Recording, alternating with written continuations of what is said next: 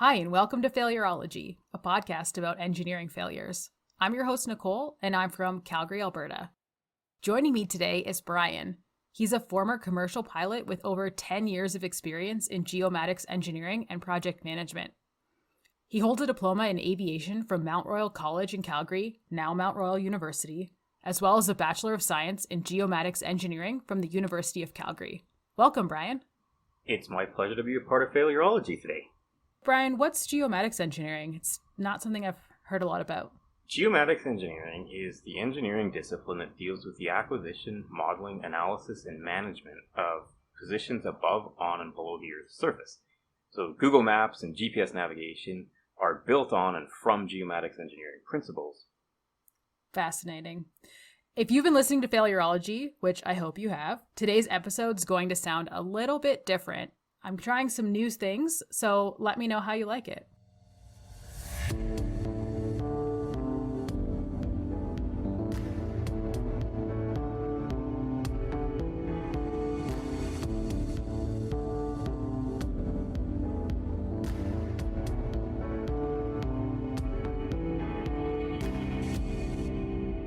This week's episode of Failurology is brought to you by the Sit Down Stand Up Paddleboard Company. Whether you like to sit down or stand up, The Sit Down Stand Up Paddleboard Company has something for you. don't miss our paddle sale. It's quite the ordeal. This week's engineering news is about Champlain Towers in Miami, Florida. At around 1 a.m. Eastern Time on June 24th of this year, the 12-story beachfront condominium in Surfside, Florida, built in the 1980s, partially collapsed. Looking at the initial photos, it looked like only some balconies had collapsed, but I found a video that was captured by a nearby surveillance camera, and the section that collapsed was much larger. 55 out of 136 total units were destroyed, and I imagine the remainder of the building has been evacuated and will likely be deemed condemned. As of this recording, at least 5 people were killed, 11 more were injured, and 99 people remain missing. While it is possible that the missing people have been presumed dead, one of the people rescued from the Sampoong department store collapse we covered in episode 14 was discovered after 16 days. So I personally have not given up hope yet. Same here. 16 days is crazy. That woman drank rainwater that had dropped down through the structure to stay alive, which is insane. I can't imagine. I mean, just the boredom too, right? 16 days of just being trapped with no cell phone and no TV. And you can't move, so all of your muscles are probably super stiff. I mean, that's the least of your worries, though, right? It's way too early to tell what the cause of this failure is, but it's also extremely on brand for this show. And I've been doing so much research and I just had to talk about it. And the lovely people of Reddit have definitely helped me.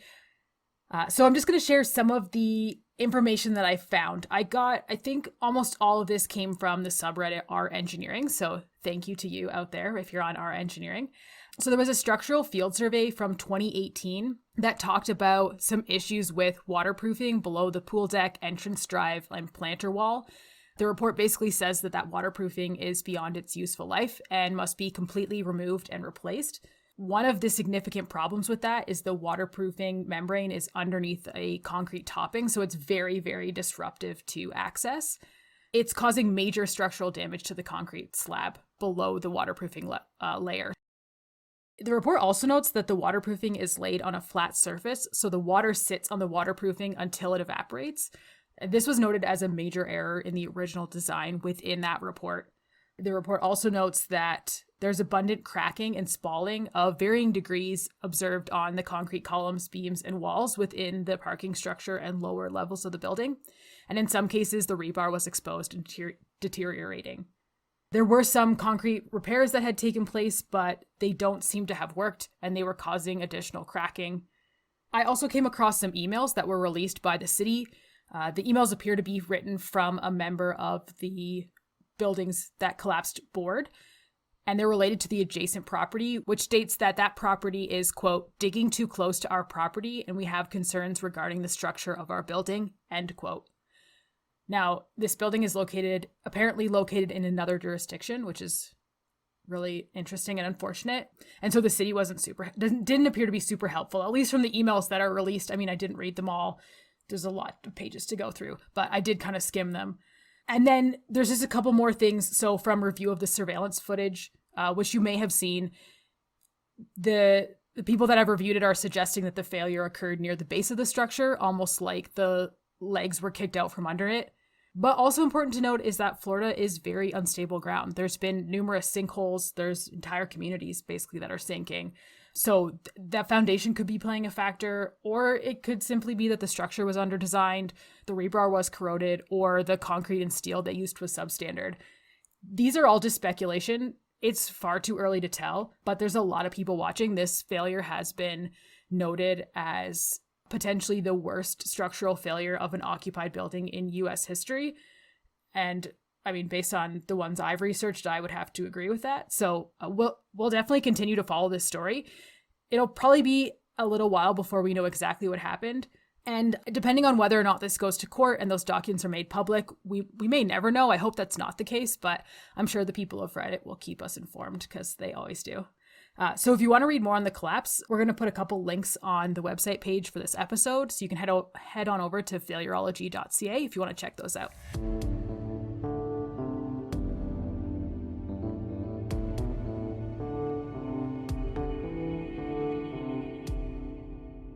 Now on to this week's engineering failure, the de Havilland Comet, which was the world's first commercial jet airliner.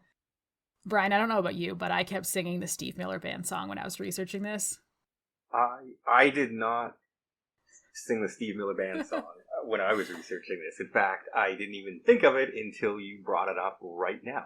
Yeah, well, I couldn't get it out of my head. I don't know why. Big old jet airliner. And now it's going to be stuck in my head the whole time. Sorry about that. The Comet was developed and manufactured by the de Havilland Aircraft Company at Hatfield Aerodrome in Hertfordshire, UK, which at the time was a leading UK aircraft designer and manufacturer. At the end of World War II, the UK wanted a transatlantic mailplane with a pressurized cabin that could carry 1,000 kilograms, travel at a speed of 640 kilometers per hour, nonstop across the ocean at an elevation of 12,000 meters. This was a risky design. Nearly all of the design elements were untried at the time, and there was also a huge financial commitment that de Havilland took to undertake this project. There were no jets like this at the time. This was literally the world's first jet airliner, which is crazy to think about because now they're everywhere and we fly on them all the time. So some of the hallmark designs were a pressurized cabin, large square windows, and 4 Ghost turbojet engines hidden in the wing. Brian, I wanted to ask you, the Ghost turbojet engines, are they called Ghost because they're hidden in the wings, or because you don't see that anymore? Now you see the engines hung below the wings. And so I'm just curious, I wasn't able to confirm if that's what the Ghost part of the name meant. Yeah, I couldn't find anything either, whether that was the reason that they were named Ghost turbine engines, or if Ghost was just the name that they had for the design. But either way, it's just referred to now as kind of a Ghost engine. It's hidden from sight. It's not immediately visible. It's essentially inside the wing. Why did we use those then and not use them now? They seem like a pretty cool, streamlined design. Yes, so it definitely helped a lot with the streamlining of the airplane because there wasn't a lot of drag with the engine hanging below the wing. But it made maintenance on these engines incredibly difficult. There were a lot of panels that they had to take apart, and it was just a difficult area to access. One of the advantages of having the engines inside of the wing is that there was less of a risk of picking up foreign object debris or debris that's on the runway or the taxiway surface as the airplane's landing or taking off, and ingesting it into the engine. So there was a design consideration that went into this. Yeah, I think you mentioned as we were talking about this failure before, and something I hadn't considered. Today all the runways I've ever been on are paved, but that might not have been the case in the 50s. Yeah, certainly some of the airports that the Comet may have operated off of could have been a gravel runway.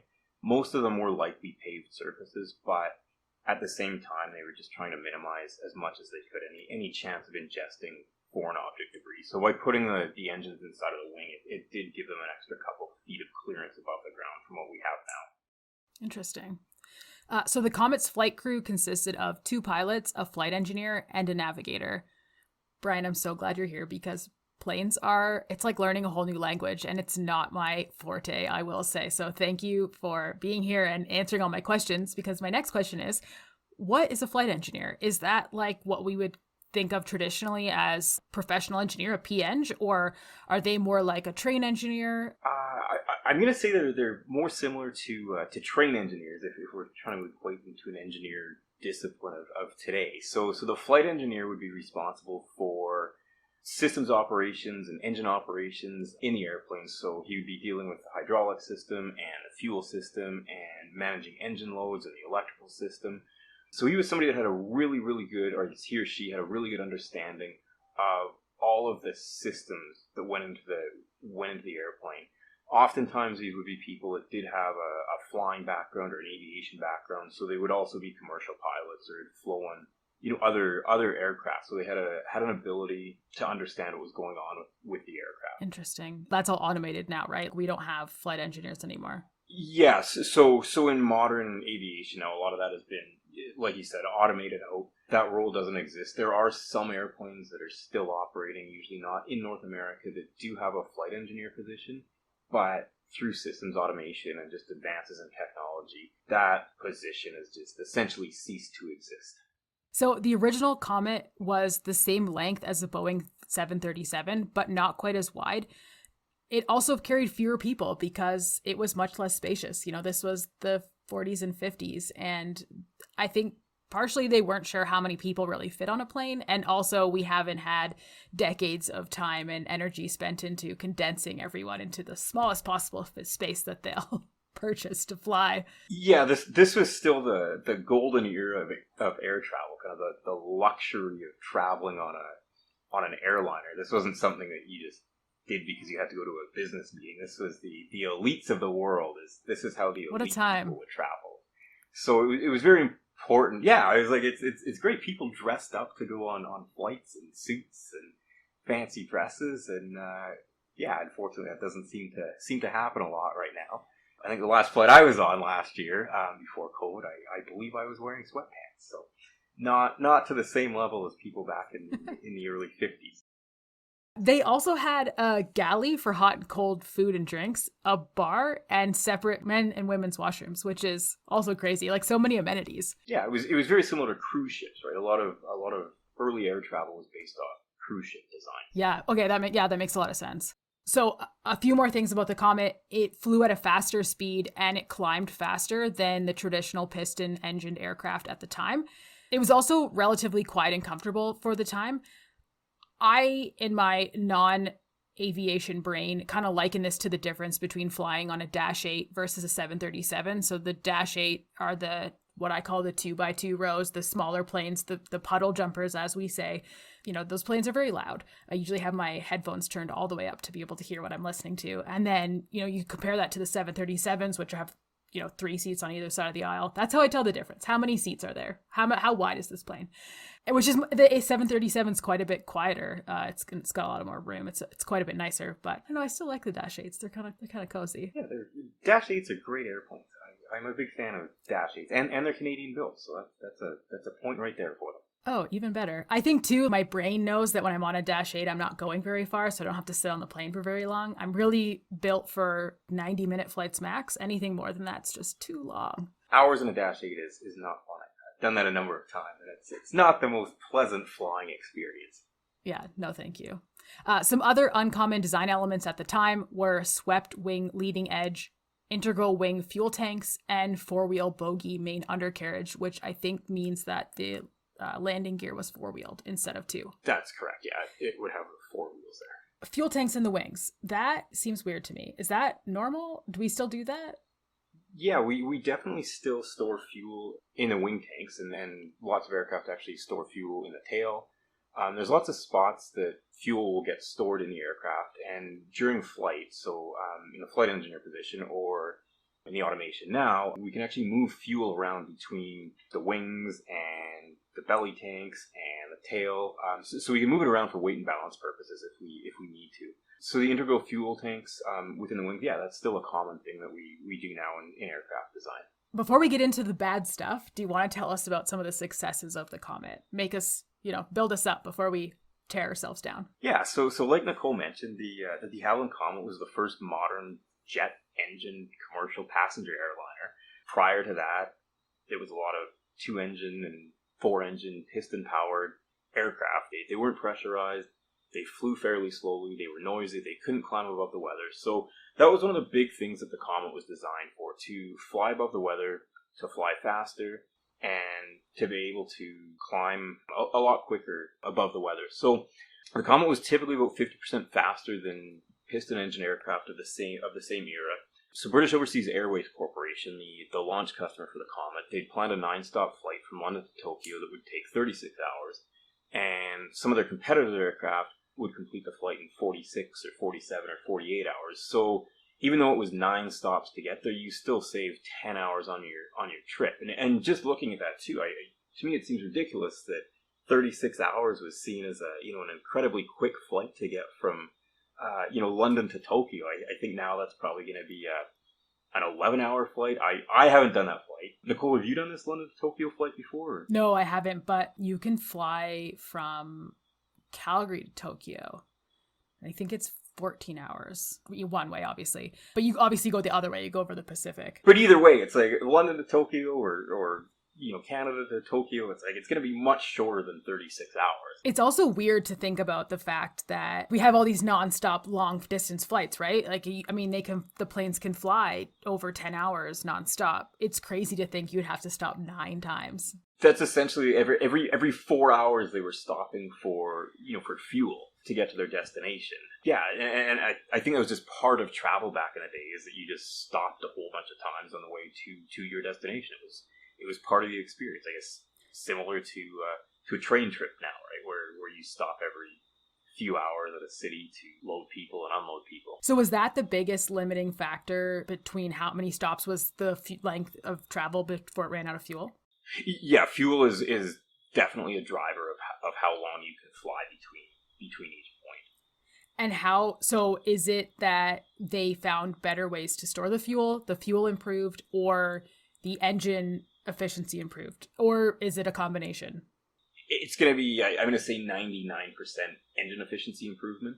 Just the amount of horsepower that modern turbojet engines and turbofan engines, especially high bypass turbofan engines that are on transatlantic aircraft now, so the Boeing 777 or the Airbus A350, those just have incredible efficiencies, and we're just able to store more fuel on the airplanes now, just because we have so much more room on the airplanes than the size of the Comet.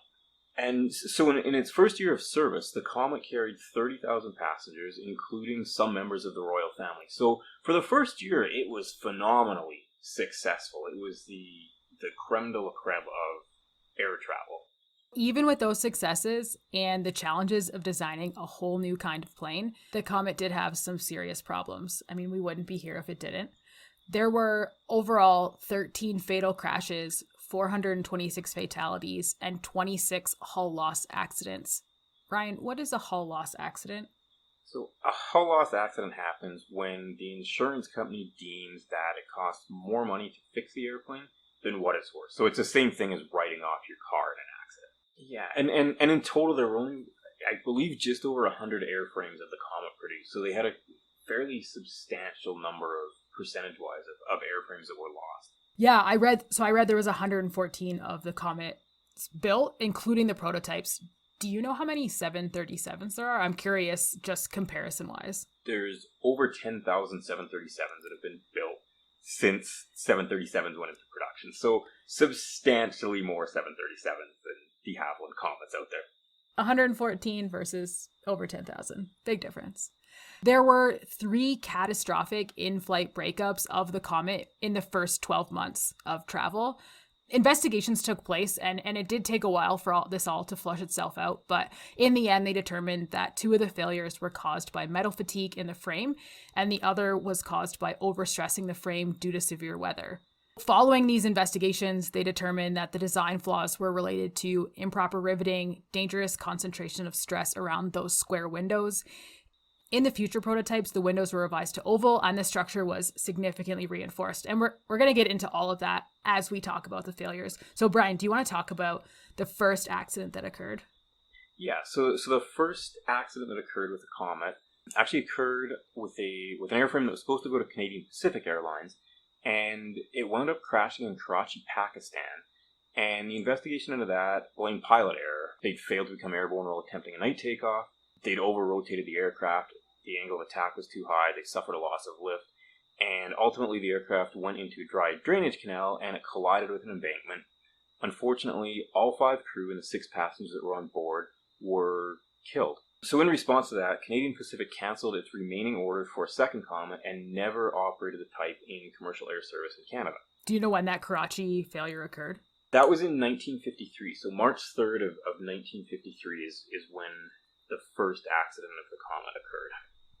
Okay, so then just about 2 months later, on May 2nd, 1953, another crash occurred. So this is the weather one. This one occurred after the Comet took off from the airport in Calcutta, India, en route to Delhi as part of a Singapore to London flight. So it was one of those stops that it had made. This one occurred 6 minutes after takeoff. The airport lost radio communication with the plane. The plane unfortunately flew through a severe thunder squall and did not survive, killing all 43 people on board. The witnesses claim that the plane was wingless and on fire when it crashed, which is never a good thing to happen to an airplane. If the airplane doesn't have wings, that's not a good spot to be. No, and I mean, imagine those witnesses. Like, that's something you can't unsee that. The fact that the plane had lost wings led the investigators to suspect structural failure. The England Ministry of Civil Aviation undertook an investigation in agreement with the Republic of India. They located the wreckage 24 miles from the airport in a nullah, which is a dry riverbed or ravine. There were no scratches on the soft ground where the aircraft had fallen, so that suggested that it came pretty much straight down and it didn't, do any sliding or across the ground and make any scuff marks. There was evidence of fire and smoke damage as well as impact damage, but there were also some parts of the plane that showed no evidence of fire. And there was also no evidence that the crew had undertaken any emergency procedure. So, I don't know what the procedures were like back then, but I have to think that if the plane, the fire was the first part of the failure, they would have taken some type of procedure to address the fire, or at least to protect themselves to the fire before the plane, I guess, spontaneously combusted. But based on the remaining pieces of the wreckage, there was no evidence of that. So there's a summary of findings that I read in one of the reports that I found, which is really interesting to read reports from the 1950s. They're written a little bit different than the ones today, but they're pretty detailed and direct and to the point, which I like. So they said that their certificate of airworthiness and the certificate of maintenance were valid at the time of the crash. The captain had considerable experience with the route. The weight and center of gravity, which deals with the weight positioning relative to the plane, those were both found to be acceptable. The captain was given all of the relevant meteorological data, including the risk of the thunder squall, before the plane took off. That said, the plane still encountered the thunder squall while it was climbing to cruising altitude, which they believed caused structural failure in the air, resulting in the fire. Examination of the wreckage didn't reveal any sign of sabotage, lightning damage, faulty workmanship, defective material, or power plant failure. And they believed that the probable cause was that the plane encountered extreme negative G-forces during takeoff, and the severe turbulence induced downloading and loss of the wings. After examining the cockpit, the pilot may have inadvertently overstressed the plane while trying to pull out of a steep dive. The investigation doesn't appear to have considered metal fatigue as the contributing cause. It sounds like they understand that there was a structural failure, but they kind of blame it on the pilot and what he did to the plane because of the weather. Yeah, and I think that's probably a reasonable conclusion for them to reach. I mean, this is the first real significant incident that occurs with this aircraft. They're flying into thunder squalls. There's a whole bunch of thunderstorms there.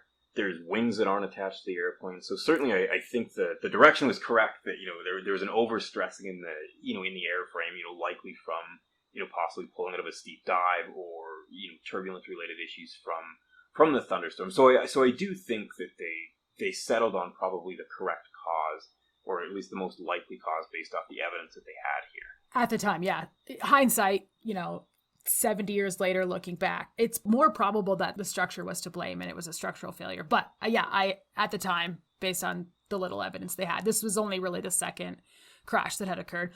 But even that said, there were still some changes that went into place. So out of this came stricter speed limits during turbulence, and the planes were equipped with weather radar, and a Q-feel system was introduced to keep the stick forces proportional to control loads. Brian, can you explain a little bit more what the Q-feel system is?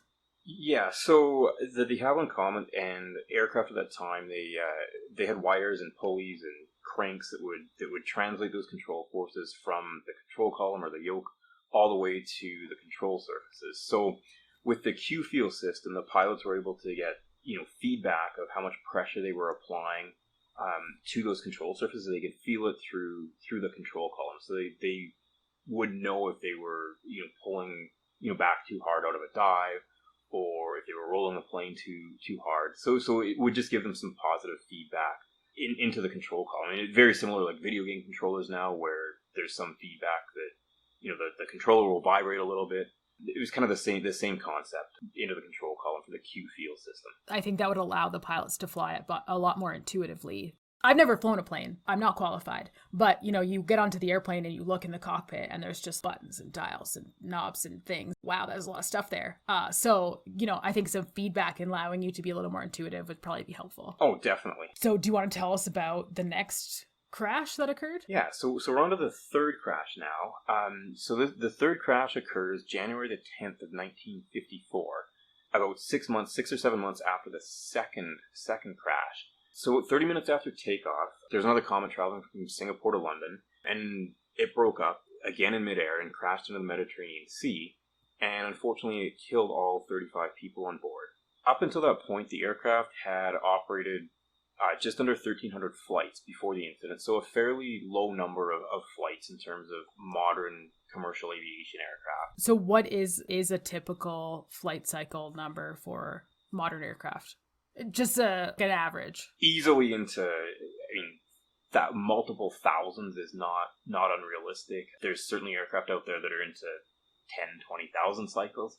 And again, just through maintenance, everything gets replaced and checked and certified. So the aircraft can operate for a long time. So this 1,300 or 1,290 flights or cycles is still a fairly low number. The witnesses that were present said that the airplane fell into the sea again on fire, but there were only partial radio transmissions that could be recovered from ATC, which would lead us to believe, or which would suggest that whatever had happened to this airplane, it happened very suddenly, and obviously had very catastrophic consequences. So out of this, the ABLE committee was formed to investigate this further. This is the third incident that's happened to this airplane, third fatal incident that's happened in less than a year. So the ABLE committee was established to figure out what was going wrong with these airplanes. On the previous couple legs that this airplane had flown, there were problems with the fuel valve on the port wing, the engine hydraulic flow warning light, and the automatic temperature control selector. So there were workarounds for all these, and the investigation team, they didn't really feel like these were contributing factors to the crash. They looked at the weather. It was also not a contributing factor. There's some minor turbulence, but it was nothing more than what would be expected or what the plane would normally encounter on these flights. From the recovery, the probable point of failure was that the fuselage, which was above the engines, or I guess which wings are connected to. Autopsies that were performed on the victims of this incident revealed post-mortem burns, which suggested that the fire or the burns to their body had occurred after the victim had passed away, which would suggest that their death, occurred, in the air at some point before the fire started in the wreckage. So out of this, the ABLE committee identified a number of potential causes of why this aircraft would be failing. They identified the flutter of the control surfaces. There was excessive vibration. There's structural failure due to high loads or metal fatigue of the wing structure. There's a failure of the powered flight controls. Explosive decompression of the cabin. They thought this might be caused by failure of the window panels. Engine installation, which could have led to the fire. They had a number of causes, but they couldn't pin this down to one specific cause. So they initially concluded the fire was the most likely cause of this failure. So they suggested a number of changes to the engine to protect against fire and failure of the turbine blades and the wings from damage due to the fire. They reinforced underneath the wing. And the possibility of fatigue in the wing structure due to gusts was more likely than fatigue of the pressure cabin. So there weren't really any changes that were made to the fuselage portion or to the windows of the aircraft. Not too long after that, we have a fourth incident that happens. This is where it gets good. Real good. Okay. So on April 8th, 1954, while traveling from Rome to Cairo, another comet crashed into the Mediterranean Sea and killed all 21 passengers on board. So the flight that Brian was just telling us about, that one was nicknamed Yoke Peter. I find these names really amusing. That was Yoke Peter. This one is Yoke Yoke, which I definitely giggled a little bit. Yoke Yoke. Exactly. So Yoke Yoke had made 900 previous flights. So Yoke Peter had made 1,300. This one had only made 900 when it crashed, which is very few. And the investigation determined that the accident occurred at roughly the same height and after approximately the same lapse of time after departure as the Yoke Peter flight. So these sound like two very similar crashes, right? I mean, they both crashed into the Mediterranean. They both seem to have occurred at the same height and the same time after departure. So what happens with this since they have two very similar incidents? Well, actually, this is really interesting. For example, obviously not an aviation expert, said that before, but if I was investigating this failure, now I basically have twice as much data on the same failure. And so, I mean, as unfortunate as it was, I think it really gives them a better understanding and ability to piece together what happened, because they can take parts and pieces from each accident and put them together to see one picture. And that's kind of what they did. They kind of looked at both of these. For example, the research that I found on these two failures was in the same report because they happened 2 months apart and they were very, very similar and they were from the same location from Rome to Cairo. It seems like they almost kind of looked at it as one flight. Yes, so this would kind of be like the 737 MAX 8 from a few years ago. There were a number of incidents in a very short time frame that were all very similar and ultimately did have the same cause of the accident. So because these failures happened so close together and they were the third and fourth failure of the Comet within kind of the first year of service, the fleet was grounded. Their certificate of airworthiness was revoked, basically like plane was not allowed to fly, and the production line was suspended. Then the Cohen Committee was formed and they considered metal fatigue as the most likely cause of these accidents. Finally, someone was looking at the metal fatigue, which, again, hindsight's 2020, but going back and reading about this, when I'm reading about the first three failures, I just keep thinking, why is no one looking at the metal fatigue? Why is no one looking at this part? Typically, before this, they had been testing the planes with air, but air is compressible. And whenever the fuselage is tested and there's a failure, it's catastrophic and it becomes really hard to continue testing. So they decided this time to test with water. They basically built a big tank. I've got some pictures on the website. They look like a really big sea can that they stick the cabin inside of, and then the wings stick out the side, it looks kind of weird in the pictures. But by doing this, they could test it over and over again. And when a piece of the cabin failed or a piece of the plane failed, it was really easily repairable, at least structurally. So then they could fix it and test it again, which was good because that would allow them to find multiple points of failure. To do this, they place the whole cabin in the tank. They fill both the tank and the cabin with water simultaneously, and then they pressurize the inside of the cabin using a pump. And they can run this sequence in cycles to the same or different pressures to simulate flight cycles, takeoff and landing pressures, and turbulence. So they have a lot more control when they test with water. The plane that they actually ran these tests on was another plane called Yoke Uncle. Yoke Uncle had been flying. It had done just over 1,200 actual flights. And then after 1,800 simulated flights, so about just over 3,000 total flight cycles between actual and simulated, the hull burst open during one of the tests. They drained the water and revealed that the failure had occurred at one of the cabin windows. So remember that the windows are square, 90-degree angles, not rounded ovally windows like we see today. And due to the algae in the water, they were able to see that the crack had endured several pressurizations before it spread catastrophically. So what that tells me is that failure did not occur on that one single test. That crack had been growing and growing with every test that they did, and that test is just the one that finally blew. So in this case, Nicole, having the hull burst open was something that was a good thing in this case, right? Yeah, because it told them what was wrong, but not good in the air. Good in the tank, not in the air. One other thing that I thought was interesting, so the tank tests were able to simulate real-life conditions to an extent, but they don't consider it a one-to-one life cycle for simulated to service. So they estimated that a tank failure at about 3,000 flights was equivalent to closer to 2,500 in practice.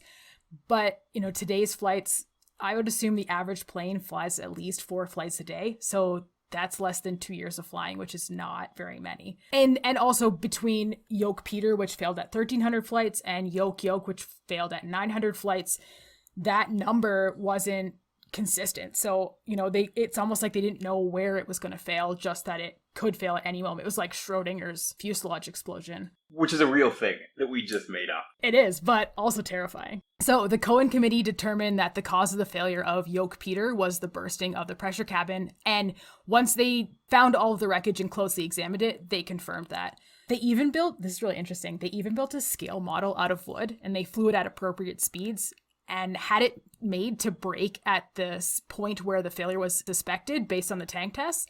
And then they watched how those wooden plane fragments landed, and they determined that the way the wooden plane landed was in line with how Yoke Peter's wreckage was found. So they kind of almost reverse engineered the crash and showed that their test matched real life conditions and they matched the wreckage, which was really interesting. I mean, this is 1954. Today you could run computer simulations and finite element analysis, and you could see how the entire plane would fail and at which points, and you could even see damage. So when I've run those tests before, different colors will show different stresses. And so, you may have a bunch of red spots, which are the higher stress spots. And then you'll have some green spots, which aren't stressed, at least in the program I was using. This wasn't available in 1954. They literally had a tank of water and a pump. And slide rules. Slide rules were big back in 1950. Yeah, and wood. They had made a wooden plane. So they had stuff, but not compared to today. So I think it's pretty cool that they were able to figure this out. One thing they also determined, so no one had attempted to measure the stress on the skin material, which is basically outside of the plane. No one attempted to measure where it might be higher than expected. So they had calculated what the stresses would be, but no one actually checked that in real life conditions. And part of that reasoning was that it was quite a laborious process. So they essentially had to install a ton of strain gauges on the skin and then run it in a test. But based on everything that had happened and transpired, they decided now's a great time to do this. It was worth it at this point. So Nicole, with the square windows, all this stress, so would the square window kind of concentrate all this fatigue stress and fatigue cracking right at the corner of the window? Or was it all over the window? So they found that it was at the corner. After this gauge test, the strain gauge test, yeah, they found significantly higher stresses. I think 5 or 6 times what they had seen elsewhere on what they're calling the skin of the plane, concentrated at the corners of the windows, which honestly doesn't surprise me. I feel like rectangular and square doors are probably a little bit easier to fabricate than an oval-shaped door or a circular-shaped door. And the cracking in your door, I mean, there's no wings that can fall off, so it's probably less important that we have oval-shaped access doors. But today, all the plane windows are oval and all the doors are oval. So thanks to Havilland. They also found that the punch rivets that they used, which was how they attached the windows, those openings were imperfect. The hole wasn't completely round, and that also added to some of the fatigue cracking that they saw. They even ran a finite element analysis in 2012, and they also confirmed the extra stresses at the rivets and near the corners of the windows. Based on this analysis, they expected that the stress was 5 times at the corners of the windows than in any areas that were further away from the windows. One last thing, the windows were supposed to be glued and riveted, but they were riveted only. So I don't know how much the lack of glue really contributed. I don't know if that would have kind of prevented the cracking from spreading. I can't really comment on that, but I just thought that was interesting, so I thought I would share. But out of this, they proposed much thicker gauge materials in the pressure cabin, and they redesigned the windows and cutouts to lower the general stress. So that's, I think, how we ended up with the oval windows that we have today, which is interesting to think about how that all kind of came to be. Because today I would have just assumed that they just started with oval windows, but clearly they did not. You have to start somewhere, and the earlier airplanes that they based a little bit of the Comet's design on, those airplanes had rectangular or square windows. Because those airplanes weren't pressurized, it wasn't that important to have rounded windows in the aircraft or oval-shaped windows. So it was fine just to have square or rectangular windows. So as a result of this, everyone around the world, all the different aircraft manufacturers were watching and trying not to repeat the Comet's mistake. Having that many airframes crash in that short of a period is something that no aircraft manufacturer wants. So as a result of the Comet findings and the fatigue cracking, Boeing Aircraft Corporation and McDonnell Aircraft Corporation and the Douglas Aircraft Corporation, they all changed any preliminary designs that they had to make use of windows that had rounded corners in them. De Havilland did try to recover a little bit. They made some additional prototypes and additional models of the Comet that did have rounded windows, or the corners were at least rounded, but it was never an aircraft that recovered, and it didn't see the same level of sales or commercial success that de Havilland had envisioned. There are a few that did remain in service until 1981, few flying with militaries until 1997, and a heavily modified version of the Comet 4 operated until 2011. I've said this on this show many times. I'm going to say it again. Failure is an integral part of engineering. Again, no crystal ball, but I believe that whoever decided to take on the first jet airline design likely would have been where de Havilland is today. Maybe they wouldn't have encountered this type of failure, but you're in entirely new engineering territory. You're designing systems and things that have not ever been done before. There is no way you're going to get that right the first time. And it's unfortunate that they didn't survive, but we have them to thank, because had they not gone through that process, we wouldn't be where we are today with air travel. Failure is an integral part of engineering. It needs to happen so that we can learn, so that we can grow, so that we can make things better. It's really unfortunate when it happens, of course. We don't want anyone to get hurt. That's really crappy. I hate that. This is the part of this podcast I like the least, is when people get hurt. But also, things need to break so we can figure out why and fix them so they don't break next time. I think it's important. So there you have it, the de Havilland Comet. Even though they were not successful long-term, they are the reasons we have jet airlines today. I hope that this story doesn't prevent you from flying as we go back to whatever our new normal is going to look like. In an average year, there are an estimated 39 million flights, although probably not in 2020. In 2019, there were 20 fatal airline accidents, resulting in 283 fatalities, which equates to 1 in 2 million flights. Statistically, driving a car is more of a risk than flying. Based on the number of accidents, 2019 was the 7th safest year ever and the 3rd safest based on the number of fatalities. The safest year on record was 2017, based on 10 accidents and 44 deaths. Yes, sometimes bad things happen, but statistically, it's unlikely. So, Brian, before we end, do you have anything you want to add? I don't have anything to add. I just want to thank you so much for having me on Failurology. This is the first podcast that I've ever been a part of. So thank you again for allowing me to be on your podcast. Yeah, thanks for joining me. I liked the discussion part. I think that's a little bit more fun, at least for me, than, just kind of talking into the mic by myself. Also, you added a lot. Airplanes are hard.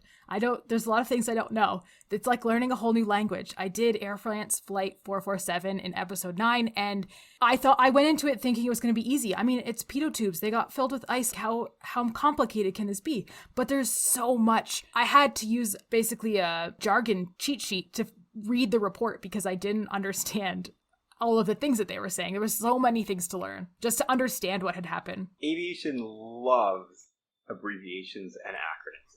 It's one of the founding things of aviation. It wasn't in words that I could understand easily, so it was tricky. So thank you for being here and explaining things to me. Yeah, it was my pleasure. For photos, sources, and transcripts from this week's episode, head to failurology.ca. And if you're enjoying what you're hearing, please rate, review, and subscribe to the show so more people can find it. If you want to chat with us, my Twitter handle is @failurology.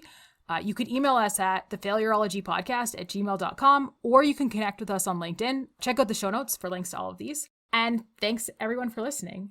Brian, do you think you'll join me for another episode? I think I'll join you for another episode. This was a lot of fun. Maybe we'll take a little break from planes, though. That's fine. We can do some buildings or bridges or cars or other exciting things. Yeah, I really want to do. There's 2 floating bridges in Washington that both sank, which is really unfortunate, obviously, but I mean, floating bridges are kind of weird, right? They're not the norm. But more on that next time. Bye, everyone. Talk soon.